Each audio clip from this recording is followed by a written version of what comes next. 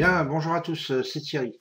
Allez, je voulais vous montrer un petit truc ce matin, parce qu'en fin de compte, je me suis remis donc sur ma plateforme, hein, même si j'ouvre la room que cet après-midi. Donc le matin, là, je me suis mis donc sur le DAX, voir un petit peu la réaction, hein. Je n'avais pas fait une ouverture depuis 3 semaines maintenant.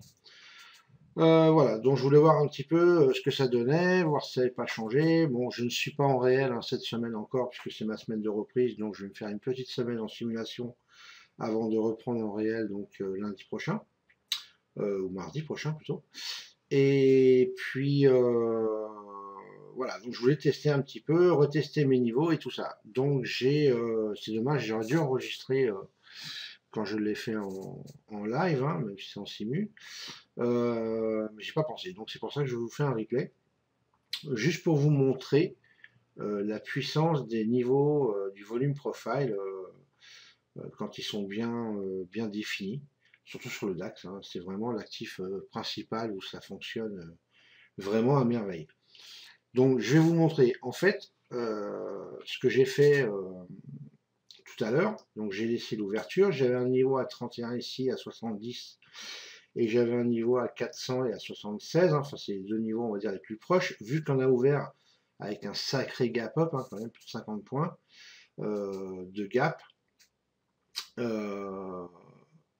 Donc c'était un peu logique que ça continue à monter, en tout cas hein, d'après ce que moi j'en ai jugé sur le DAX, même si parfois il peut retracer directement à l'ouverture, mais là il y avait un tel gap à l'ouverture, une telle force dans le DOM des acheteurs pré-market, qu'on pouvait voir, hein, en tout cas moi avec le Jigsaw je le voyais vraiment bien, voilà, que j'aurais presque pu tenter le gap à l'ouverture, bon je ne l'ai pas fait, voilà, mais bon, voilà, il était tentable et franchement, il aurait marché à merveille.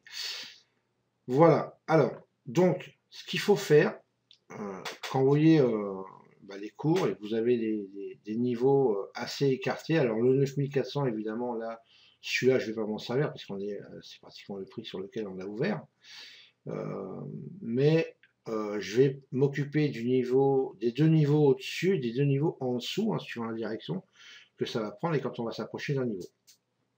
Donc là, vu que ce que j'avais pensé était vrai, donc on continue le mouvement du gap vers le haut, j'ai posé un ordre.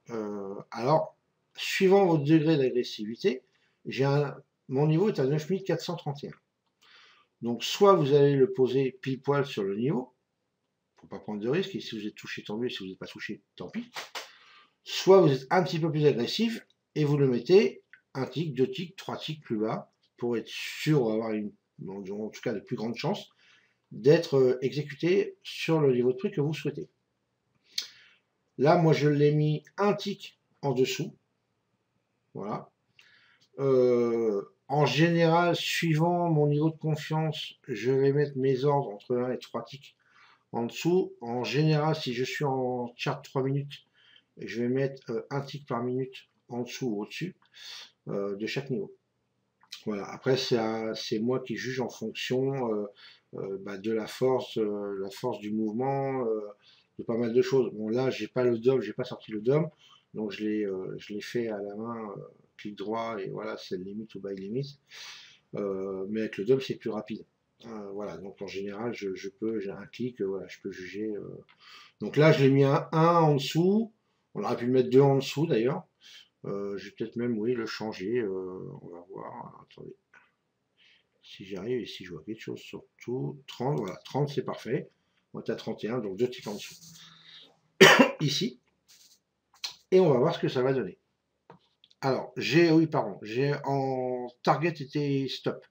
J'ai 10-10, hein, j'ai mis, je sais pas ce que je fais en réel, mais là, bon, c'est juste pour la démo, voilà, 10-10, et puis, et vous allez voir que, bon, même en respectant un money management qui est pas top, mais qui est de 1-1, donc qui n'est pas non plus si mauvais que ça hein, pour du scalping, vous allez voir que ça fonctionne plutôt pas mal. Allez, je vais mettre en lecture. Hop, et voilà, c'est parti. Donc je suis en vitesse réelle. Je l'accélérerai un petit peu tout à l'heure, parce que là je sais plus, je sais qu'il est monté assez vite, mais je sais plus à quel niveau. avec quelle force, donc voilà. On va laisser faire et on va voir ce que ça donne.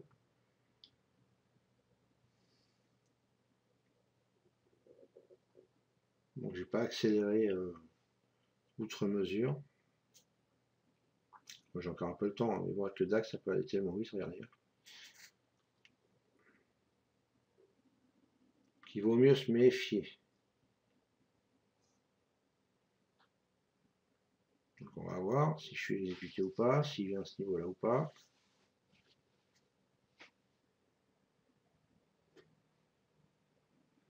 En fait, je fais cette vidéo vraiment pour vous montrer que quand on arrive à tracer des bons niveaux avec le volume profile, hein, parce que là c'est des niveaux basés sur le volume profile en 30 minutes, hein, c'est marqué, et ben ça fonctionne plutôt pas mal. Voilà. En tout cas sur le DAX. Voilà, alors j'ai été exécuté, on est monté. Voilà, je suis à 150. D'ailleurs, je ne sais pas pourquoi il ne m'a pas sorti. Regardez, on est descendu à 150. Il ne m'a pas sorti. Alors pourquoi, je ne sais pas. Ça, c'est pas bien. Je ne sais pas pourquoi. Ça fait ça. Honnêtement, je ne comprends pas. Alors là, j'ai pas tout capté. Hein. Parce que 10 ticks chez moi, ça fait 125. Je suis descendu à 150. Il ne m'a pas sorti, le monsieur. Bon, en tout cas, vous voyez que le trade est gagnant, hein, parce que voilà, à 150, c'était, on va voir s'il descend une deuxième fois. Alors 100, 112, encore un tick normalement. Est-ce qu'il va y aller ou pas, j'en sais rien. Voilà, 136, regardez, il me sort toujours pas. Ok, je flatten. Ok. Ok, alors je sais pas pourquoi il a fait ça, honnêtement. Bon, ça c'est le replay, parce que le replay merdouille un peu, c'est possible. Bon, vous voyez, il m'a donné 150 au premier, là je suis sorti à 137, donc un tick. Donc ça me fait 125 net. Donc là maintenant on va attendre un peu, ce qui fait. Alors, je vais mettre sur pause 30 secondes. Hop. Ok. Alors, ensuite les niveaux. Une fois qu'ils ont été travaillés une fois, qu'est-ce qui se passe? Soit, donc ça continue à retracer et on redescend vers l'open, donc vers le niveau en dessous ici. Alors, pas forcément d'un coup, hein, mais bon, j'image un peu. Hein, voilà. Soit, on va aller casser ce niveau pour aller chercher éventuellement donc, les niveaux au-dessus, peu importe. Comment on peut savoir ça? Et est-ce qu'on peut rejouer un niveau 2 fois de suite ou pas? Alors, ma fonction à moi, pas ma fonction à moi, excusez-moi, comment moi je fonctionne, voilà, c'est si on y revient immédiatement, je ne vais pas le rejouer. On pourrait le jouer en cassure plutôt, par contre, en breakout. Si on n'y revient pas de suite, qu'on retrace un petit peu vers le bas, 1, 2, 3 bougies, et qu'on y retourne après, là on peut éventuellement le rejouer avec un stop assez serré, parce que si jamais ça veut le casser, ça va partir. Ok, voilà, ça c'est comment moi je fonctionne, et ça sur chaque niveau. Alors je ne les joue pas forcément tous, attention, hein. Voilà, j'ai d'autres choses qui rentrent en compte, mais on va dire que c'est la base. Quand je travaille, quand je veux travailler un niveau, quel qu'il soit, hein, peu importe comment il est tracé, je vais travailler comme ça.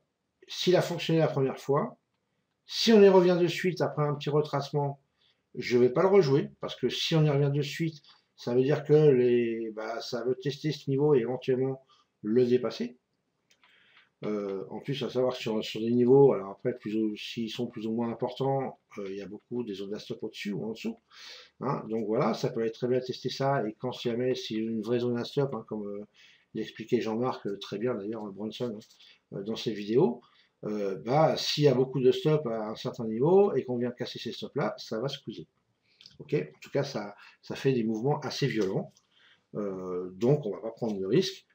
Et c'est pour ça qu'en général, si on revient tester un niveau dans la foulée, je ne le reprends pas en Fed, Si je dois le prendre, je vais plutôt le prendre en breakout, mais moi j'aime pas trader en breakout, même si sur le DAX c'est plutôt pas mal. Voilà, donc à la limite je traite pas, j'ai fait mon trade, je suis content, et j'attends le prochain. Ok. Allez, on va remettre. Donc là, 70, on est sur un niveau, alors je pourrais le mettre ici aussi, hein, mais c'est le niveau de l'open. Donc ça, je vais attendre plutôt si on y revient. Donc je vais plutôt mettre un niveau ici, un sell limite, voilà, à 68.5. Donc vous voyez, c'est 4 ticks, ouais, c'est beaucoup. On va faire 3. 70.5 le niveau. On va mettre 69.5. Voilà. Donc 2 ticks en dessous. Et on va voir. Et on va se préparer, si jamais il redescend, sur ce niveau-là.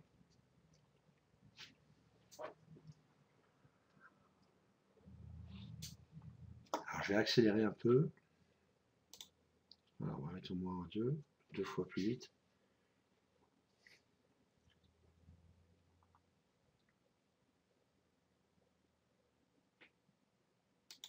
Alors, 3 fois plus vite on peut mettre.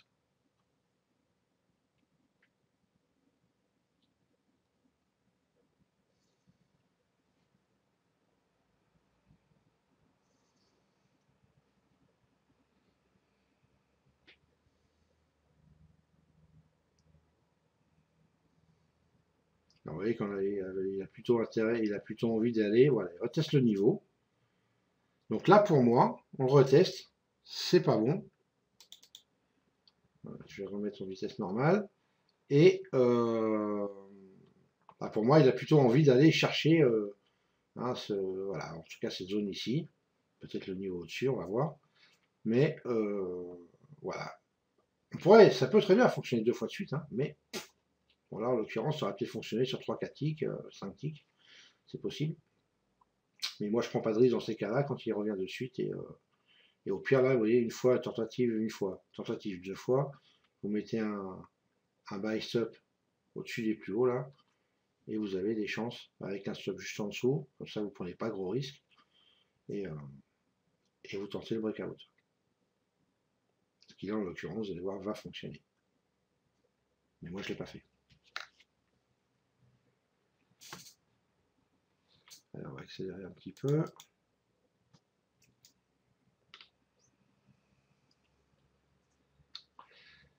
Voilà, je voulais vraiment faire cette vidéo hein, pour vous montrer un peu la puissance des niveaux. C'est plutôt pas mal. Surtout sur le DAX. Hein. C'est vraiment en tout cas à ma connaissance pour l'instant sur les actifs que j'ai testés et que je trade hein, d'ailleurs aussi. C'est vraiment le plus pertinent au niveau des niveaux. Voilà, avec des stops bien adaptés. Il n'y a pas trop de soucis. Quoi. Ouais, regardez, il a vraiment envie de monter.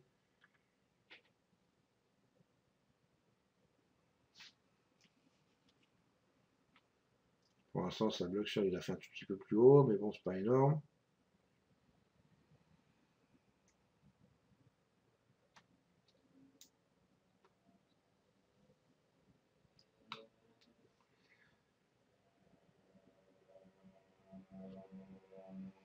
Ouais, pas, vous voyez, tac, ça a squeezé.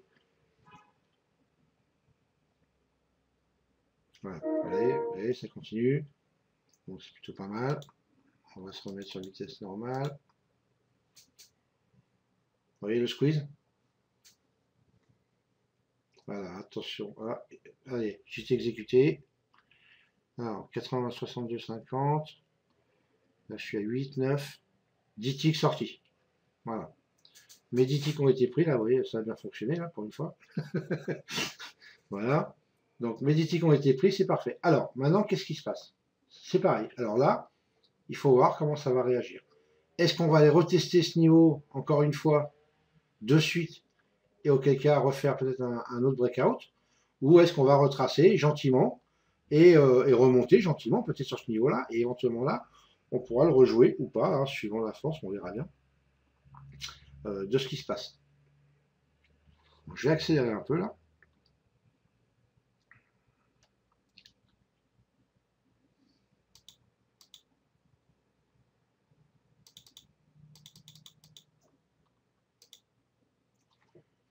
Allez, je vais monter la vitesse.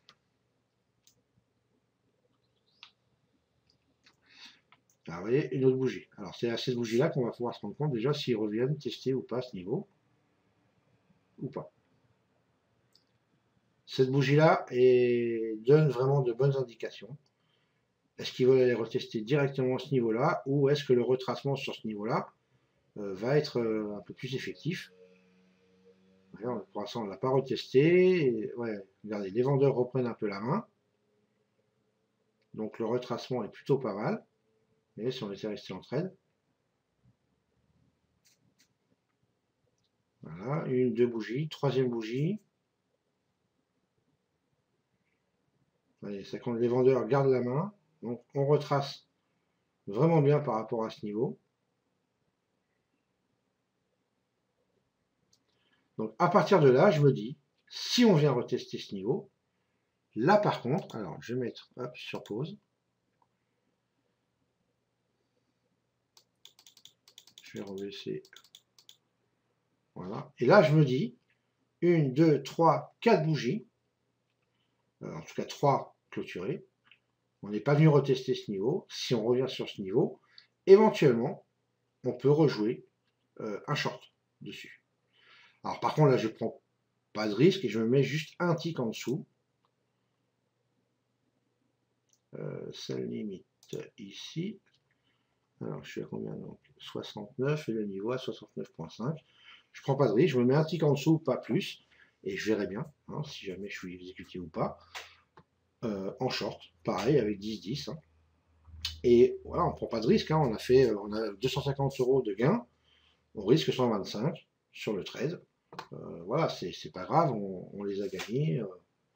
Ah, ça c'est pas un souci. Après, soit 250 €, ça vous suffit de trade et vous arrêtez la journée, terminé, vous avez profité du soleil encore fin août. Hein, ou alors, vous continuez à trader sans prendre trop de risques.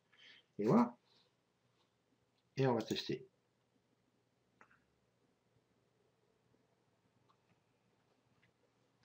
Alors, ça remonte.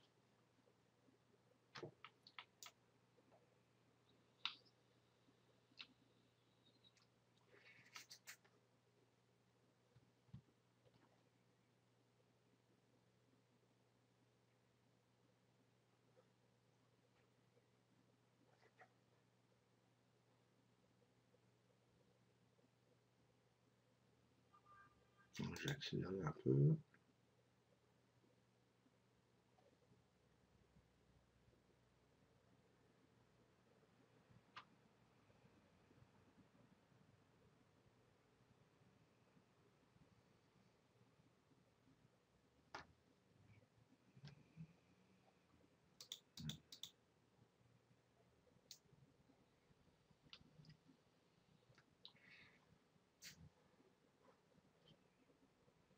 Donc, je mets par 5. Alors, regardez, encore une bougie, on n'est pas venu. Ça se bataille un peu. Donc, 4 bougies, bon, on n'a pas retesté le niveau.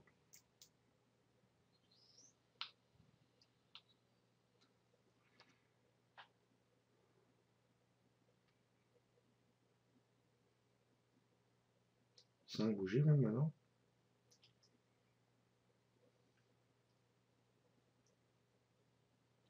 Alors, attention. Hop, je vais mettre sur pause. Et on remet en vitesse réelle.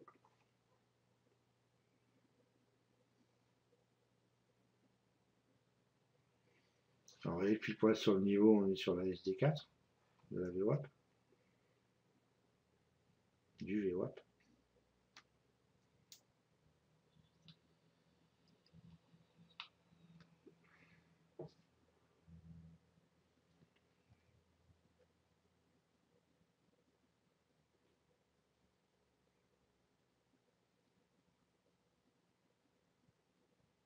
On va voir ce que je vais être pris là. Alors, je suis dessus. J'ai pas été exécuté.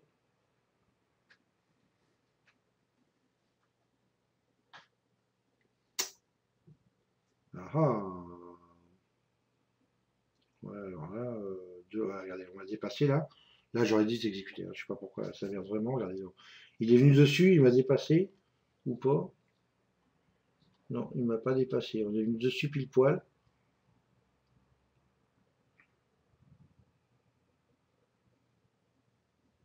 Il est venu 2 fois sur mon ordre et il m'a pas pris. Bon, ça arrive. Ça me l'a pas fait tout à l'heure. Je vous le dis de suite. Parce que c'est exactement ce que j'ai fait tout à l'heure. Je me suis mis un tick en dessous et j'ai été exécuté. Voilà, bon, par contre, j'ai pas tradé avec Sierra comme ça. Donc, j'ai tradé avec le Dom de Jigsaw et il m'a bien exécuté. Sans souci. En tout cas, vous voyez, regardez, 69.5, on est déjà à 62.5, 60.5, il y a 20 ticks là pratiquement. Hein, 19 ticks. Donc vous voyez, ça faisait encore 10 ticks de gain. Bon là, il m'a pas pris, je sais pas pourquoi. Voilà, on va annuler l'ordre. Et puis, ouais, parce que normalement, il aurait dû me prendre, de toute façon. Ça, c'est sûr. Regardez, à 69.5, j'avais mon ordre, et on est à 70. On est monté. Donc, j'aurais dû être pris là. Voilà, on a touché les plus hauts là. Bon, c'est pas très grave. En tout cas, juste pour vous montrer, voilà, ça aurait refonctionné encore une fois. On aurait refait 10 ticks encore une fois. On aurait fini à 375 à 8h30 du matin avant l'ouverture de Londres. Donc, ben voilà, ok. Allez, je vous laisse là, ça vous fait une vidéo un petit peu longue, hein, désolé. Mais bon, je voulais vraiment vous montrer voilà, que vous pouvez jouer les niveaux entre 8h et 9h, c'est plutôt pas mal. Faut faire attention, ça ne se passe pas toujours forcément comme ça. Il faut regarder comment se comporte le DAX, voilà. À savoir que plus le mouvement est rapide avant d'arriver sur un niveau, alors ça peut faire comme sur celui-là à 31 où on l'a dépassé un tout petit peu, hein, mais bon, de 2-3 ticks maxi. Et ça retrace par contre aussi vite pratiquement que c'est monté.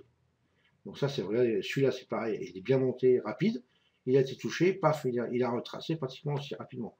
Donc ça c'est aussi l'avantage, quand ça monte doucement, il faut faire attention au breakout. Voilà. Allez, je vous laisse, passez une bonne journée de trading, et pour ceux qui sont avec moi sur la roue, je vous dis à tout à l'heure à 15h, sinon pour les autres, bah, quand vous voulez. Ciao, ciao.